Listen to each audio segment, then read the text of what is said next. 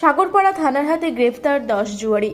ভারত বাংলাদেশ সীমান্তবর্তী মুর্শিদাবাদ জেলার সাগরপাড়া থানার সাহেবনগর মাঠ থেকে গতরাতে সাগরপাড়া থানার গোপন সূত্রে খবরের ভিত্তিতে অভিযান চালিয়ে 10 জুয়ারি হাতে নাতে গ্রেফতার করল সাগরপাড়া থানার ওসি মোহাম্মদ খুরশিদ আলম ও তার পুলিশ টিম। তাদের কাছ থেকে নগদ টাকা সহ জুয়ার জিনিসপত্র উদ্ধার করা হয়েছে।